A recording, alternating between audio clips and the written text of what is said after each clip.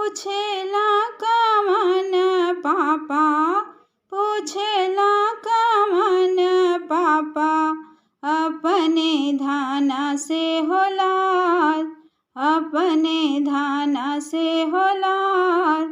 कैसे कैसे चढ़ेला बन्नी के हरदिया होलाल, कैसे कैसे चढ़ेला बेटी के हरदिया होलाल, कैसे कैसे चढ़ेला।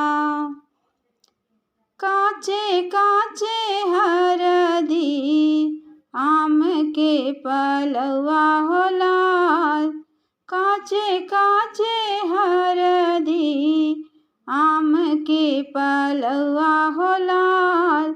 कलशा छुआ के बनी के चढ़ेला हरदी होलाल, कलशा छुआ के बनी के चढ़े हरदिया होलाल, कलशा छुआ के।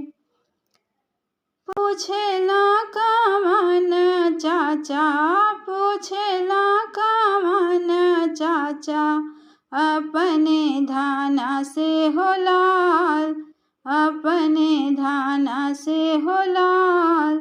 कैसे कैसे चढ़ेला बेटी के हरदिया होलाल, कैसे कैसे चढ़ेला बेटी के हरदिया होलाल, कैसे कैसे चढ़ेला।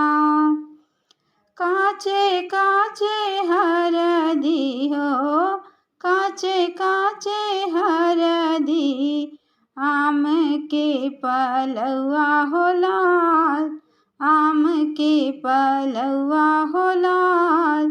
कलशा छुआ के बेटी के चढ़ेला हरदी होलाल, कलशा चढ़ा के बनी के चढ़ेला हरदी होलाल, कलशा छुआ के। पूछेला कवन भैया, पूछेला कवन भैया, अपने धाना से होलाल, अपने धाना से होलाल।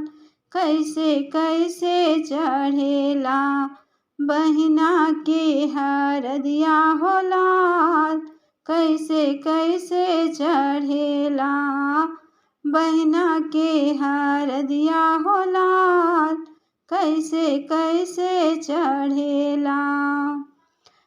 कलशा छुआ के बनी के चढ़ेला हरदी होलाल,